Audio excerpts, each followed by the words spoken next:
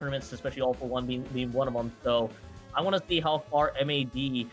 Goes through this one. But of course, I know Rising Beyond the Tides are looking to see if they can get another high placement coming up here. So I think we got everything teed up here as much as we could. We gotta load up into the game here. Rising Beyond the Tides on the Bravo side. It's gonna be the Alpha side for M.A.D. Weapons are being loaded here. Of course, game one being Ramen Zones to kick us off here. That is the third kit mini, the one with the Zuka making its appearance there, along with the beacons as well from Adrian. So wanted to see how that all plays out. And so far, I think Europe, this is almost as standard as you can somewhat get here from M.A.D. other than the B mini as on top of it. Ultra Sam not able to get a pick, but so far M.A.D. gets the first zones cap here, DRF.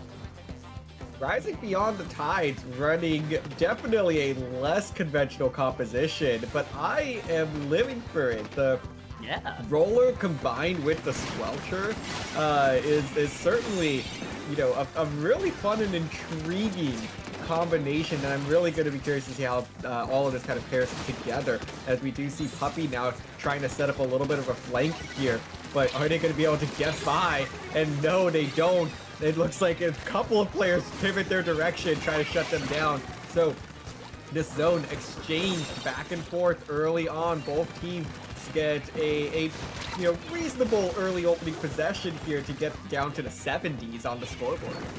Yeah, opening possessions for both teams down to close to 70s. M.A.D. is going to be going down a little bit further than that here points-wise, as I'm kind of dissecting here. It's kind of a interesting mini mirror, obviously different kits abound, that I want to see how the minis themselves, main weapon-wise, kind of delivers here. You know, there are two Roller and Squelcher, a combination that I feel like well, actually I shouldn't say I feel like it definitely doesn't get a lot of airtime.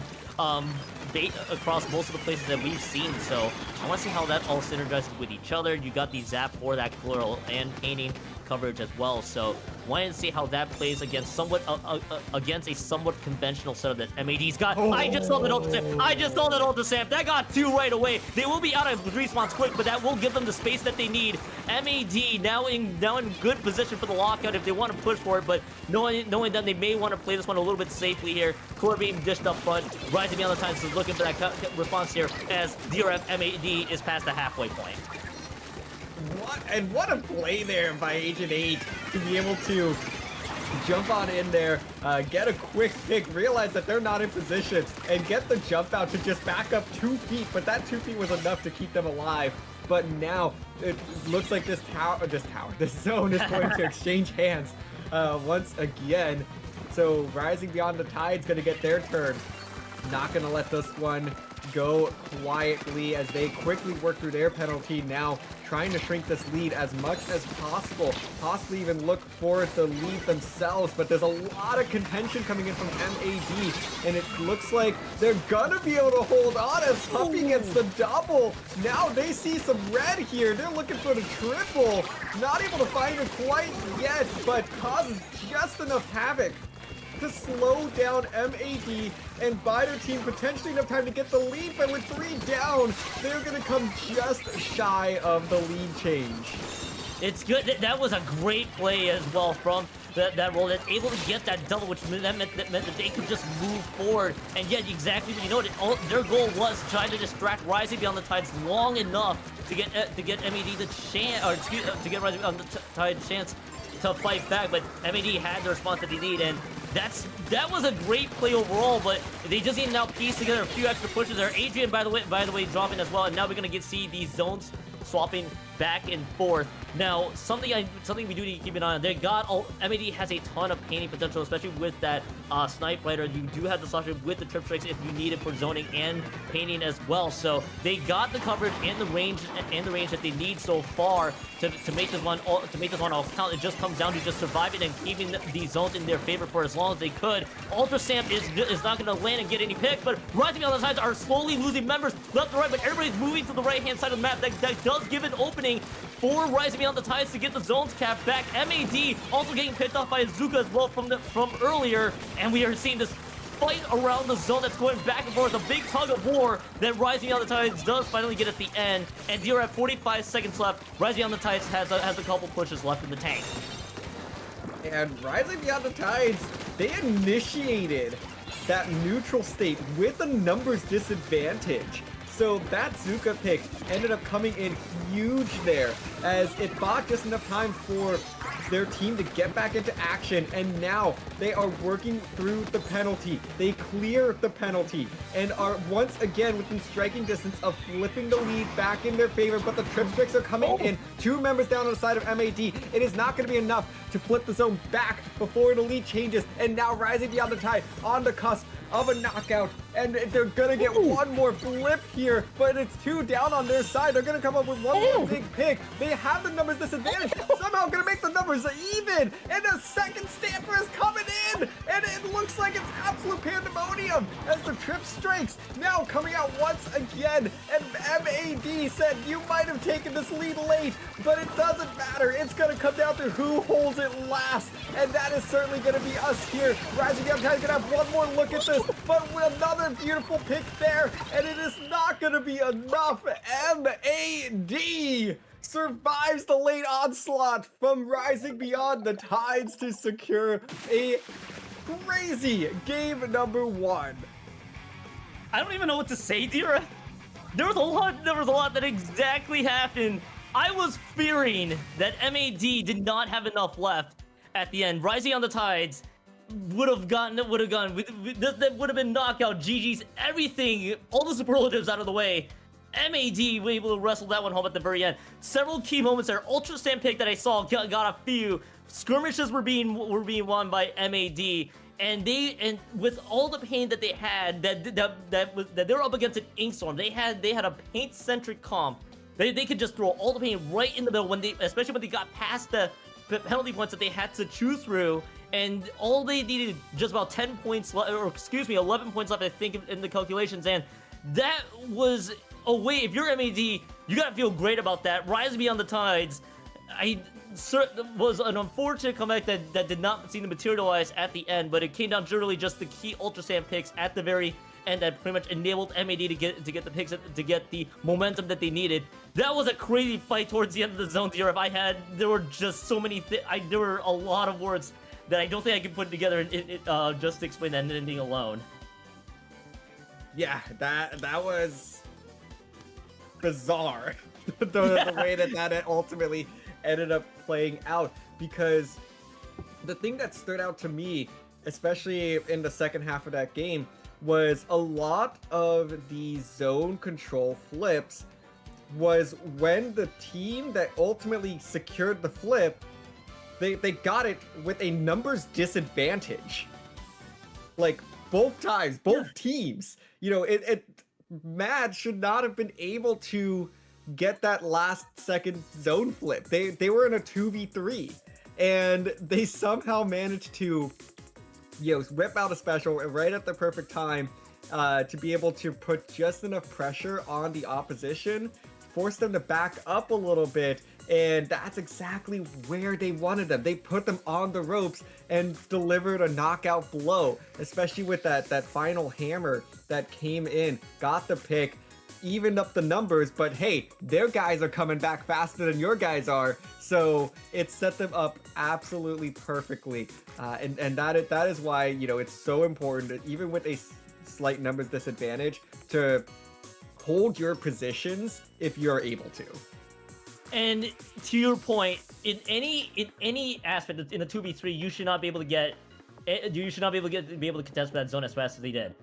They were up against basically an underrated part while Rise Beyond the Tides is figuring out their counter pick here, DRF.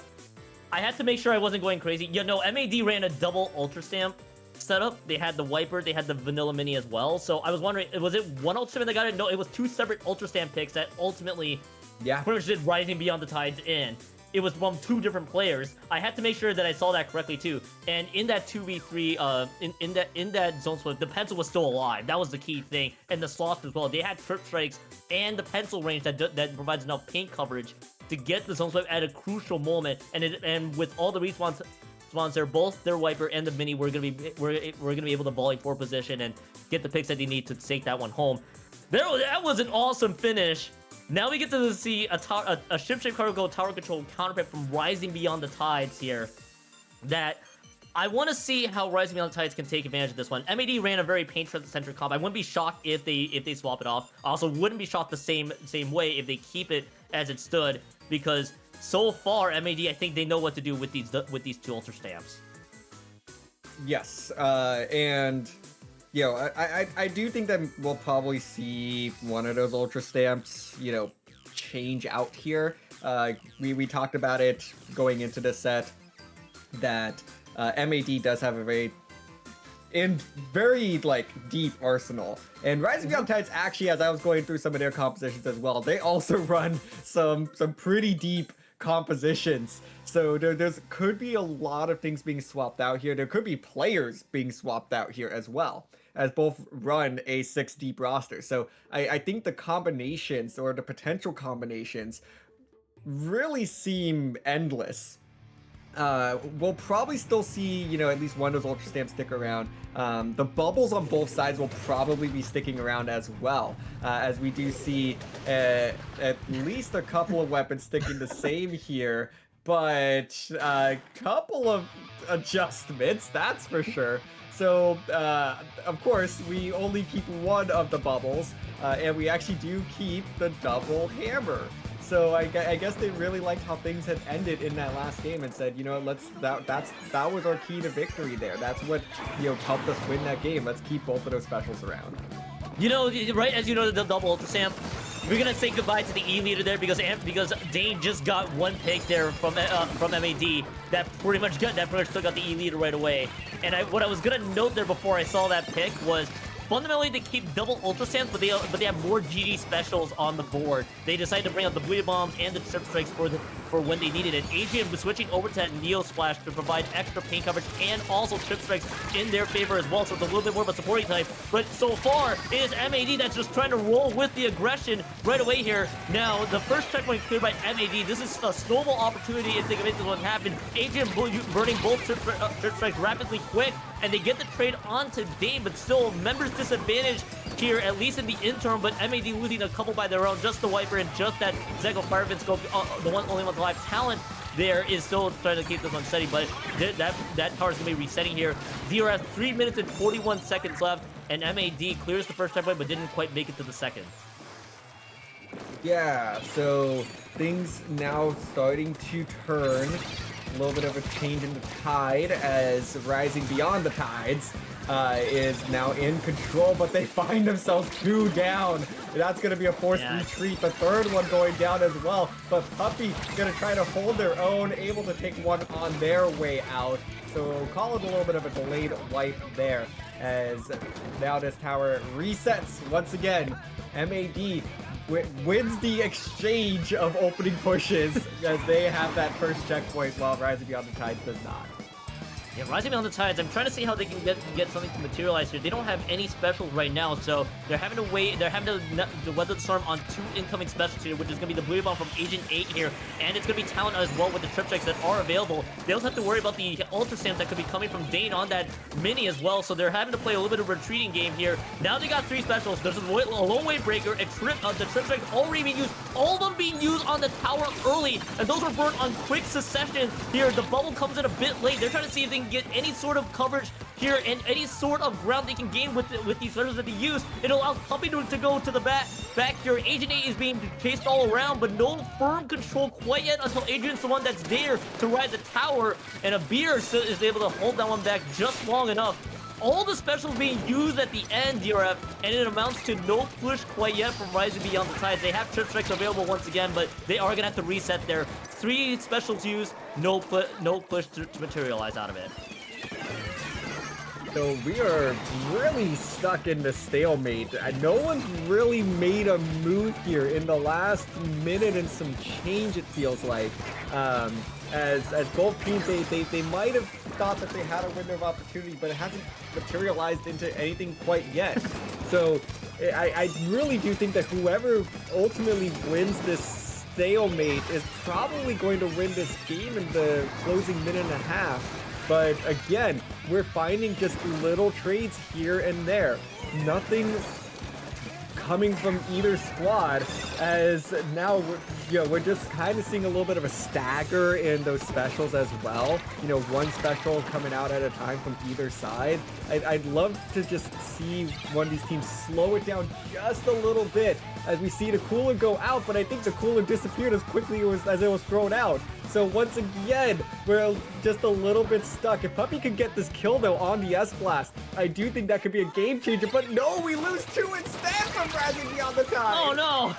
Yeah, a couple of members being burned from Rising Beyond the Tides there. They just did a slight overcommit. Their Puppey was not, it was just stuck in an endless duel there with Agent 8. It does buy Rising Beyond the Tides a chance to get the tower there, but now they got to get everything resetted here as well. So now we go down to 35 seconds left on the clock. Again, the thing that people will need to pay attention to, both teams have the ability for GG specials, and it's advantage M.A.D, and they got 2 to work. They have 2 incoming specials that they could work off of. They got the focus is Agent 8 and Talent. They may not even need it though, because a couple members have all gone down right out of the gate, made that a delayed 3, and the staggers are not going to favor Rise Beyond the Tides here. M.A.D is running with it, with the blue bomb being used to put the exclamation mark on this game, as Rise Beyond the Tides can't quite make it back to the tower just in time, and they may not even have a chance, because the strikes are absolutely there to prevent Rise Beyond the Tides from getting to the tower back.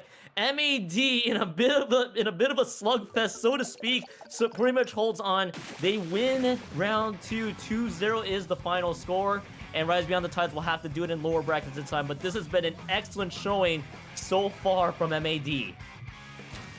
Yeah, and one thing that really stood out to me in that game as well, especially in the closing minute and few seconds, was that I said that whoever won the stalemate was ultimately going to win the game. And the thing that I sort of noticed there was that Rising Beyond the Tides, yes, they gained control of the tower, but it never felt like we broke out of that stalemate. Things were still moving a little bit slow, just a little bit clunky. You know, the picks weren't quite there, the specials weren't quite there. So it felt like that, yes, they had control of the tower,